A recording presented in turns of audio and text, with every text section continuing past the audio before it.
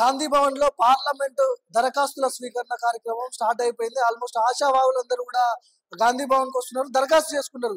మొట్టమొదటిగా first Charakonda Venkatesh parliament Nagar Kurnool parliament నుంచి కూడా దరఖాస్తు చేసుకున్నాడు. ప్రస్తుతం నాతో పాటు చారకొండ వెంకటేష్ ఉన్నారు. అన్న, ఆశిస్తున్నారు, మీరు దరఖాస్తు చేసుకున్నారా? ఎట్లా అనిపిస్తుంది? గెలుస్తానే నమ్మకం ఉందా? టికెట్ వచ్చే అవకాశం కనిపిస్తుంది ఏమన్నా?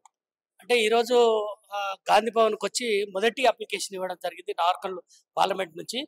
అయితే నిన్న ప్రదేశ్ ఎలక్షన్ కమిటీ నిర్ణయం ఏదైతే ఉందో ఆ నిర్ణయం పిసిసి అధ్యక్షుల వారు రేవంత్ రెడ్డి గారు, ముఖ్యమంత్రి గారు ఆదేశించడం జరిగింది. ఎవరైతే పార్టీ కోసం కష్టపడ్డటువంటి వాళ్ళు ఉన్నారో, ఎవరైతే ఆసక్తి కలిగినటువంటి వాళ్ళు ఉన్నారో ఎంపీల కోసం, పోటీ కోసం మీరందరూ రేపటి నుంచి అప్లికేషన్ పెట్టుకోమని నిన్న చెప్పడం జరిగింది. కాబట్టి ఈరోజు మొదటి అప్లికేషన్ నేను ఇవ్వడం జరిగింది. చాలా అదృష్టంగా భావిస్తా ఉన్నా. ఎందుకోసం అంటే నాగర్ కర్నూలు పార్లమెంట్ నుంచి ఈరోజు ముఖ్యమంత్రి గారి సొంత నియోజకవర్గం నాగర్ కర్నూలు పార్లమెంటు. కాబట్టి ఆయన సొంత నియోజకవర్గం నుంచి మొదటి అప్లికేషన్ నేను ఇవ్వడం జరిగింది.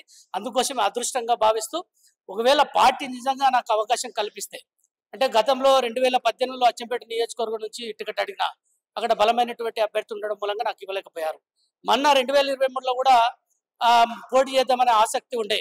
పార్టీ పిసిసి అధ్యక్షుల వారు నువ్వు అంటే పార్టీ కోసం పనిచేయాలని చెప్తే ఖచ్చితంగా ఆయన గెలుపు కోసం, అదేవిధంగా పార్టీ కోసం కష్టపడి ఈరోజు అచ్చంపేట నియోజకవర్గంలో కూడా వంశకృష్ణ గారు 50,000 మెజార్టీతో గెలవడం జరిగింది. అంటే 2 సార్లు వంశకృష్ణ గారికి అవకాశం ఇచ్చారు కాబట్టి అక్కడ బలమైనటువంటి నాయకుడు.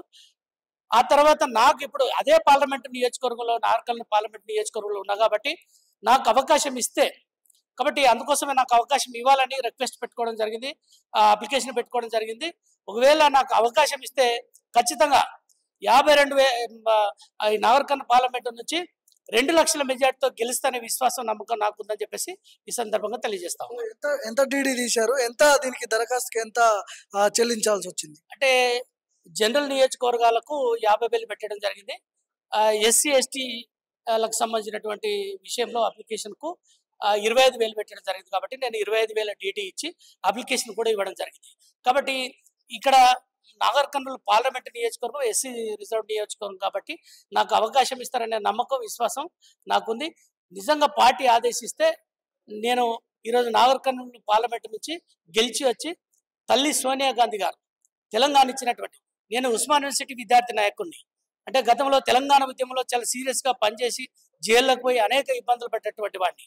కాబట్టి తల్లి సోనియా గాంధీ గారు తెలంగాణ ఇస్తే ఈ పార్టీకి ఆకర్షితుడనై తల్లి సోనియా గాంధీ గారు రుణం తీర్చుకోవడానికి కాంగ్రెస్ పార్టీలోకి రావడం జరిగింది. కాబట్టి రేవంత్ రెడ్డి గారి నాయకత్వంలో ఈరోజు కాంగ్రెస్ పార్టీ అధికారంలోకి వచ్చింది.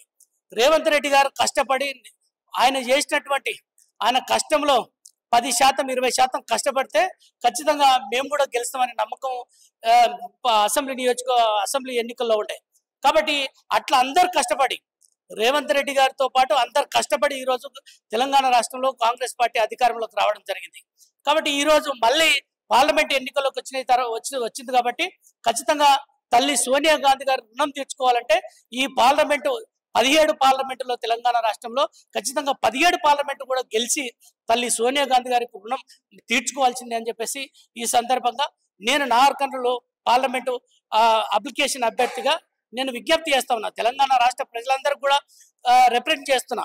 ఎందుకోసం అంటే తల్లి సోనియా గాంధీ గారు రుణము అసెంబ్లీ ఎన్నికల్లో తీర్చుకున్నారు, మళ్ళీ పార్లమెంట్ ఎన్నికలు. ఎందుకంటే తల్లి సోనియా గాంధీ గారు తెలంగాణ ఇస్తే ఈ తెలంగాణ రాష్ట్రంలో ఖచ్చితంగా మీరు మెజార్టీ ఇచ్చి కాంగ్రెస్ ప్రభుత్వాన్ని నిలబెట్టారు.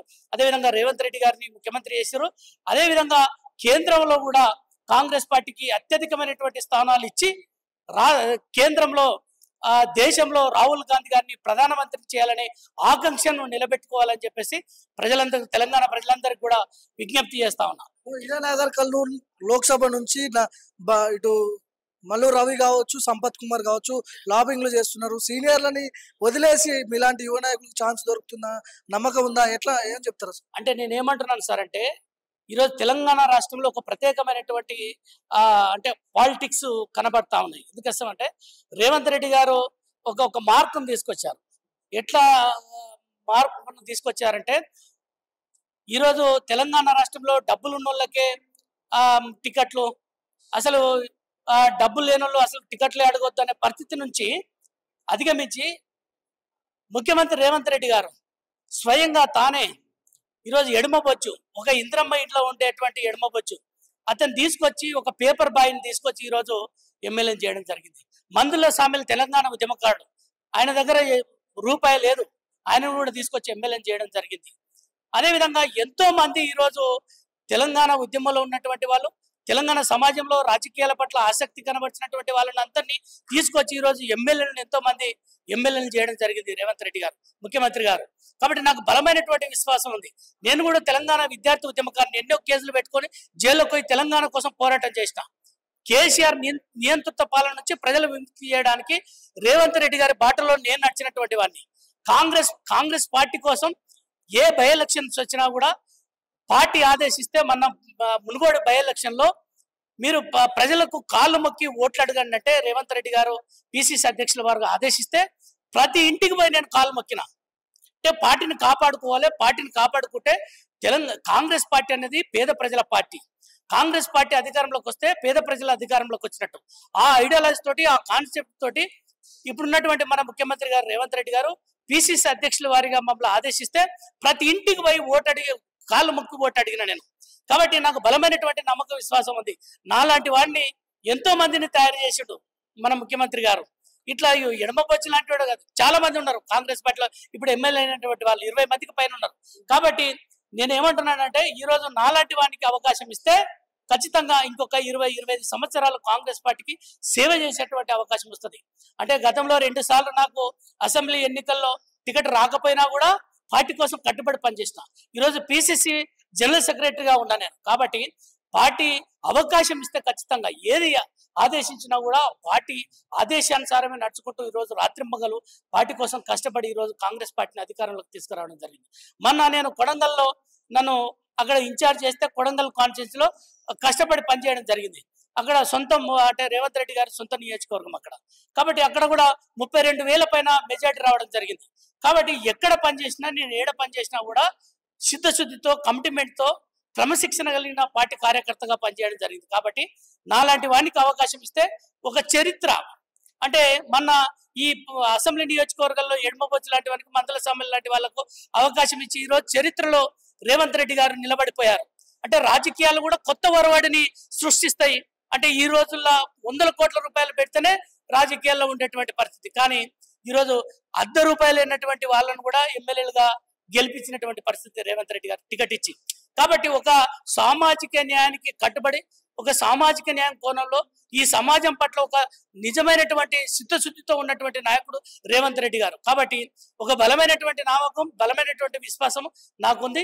నాలాంటి వానికి అవకాశం ఇస్తే ఖచ్చితంగా నాగర్ కర్నూలు పార్లమెంట్ నుంచి 2 లక్షల మెజార్టీతో గెలుస్తా అని చెప్పేసి ఈరోజు పార్టీని విజ్ఞప్తి చేస్తా ఉన్నాం.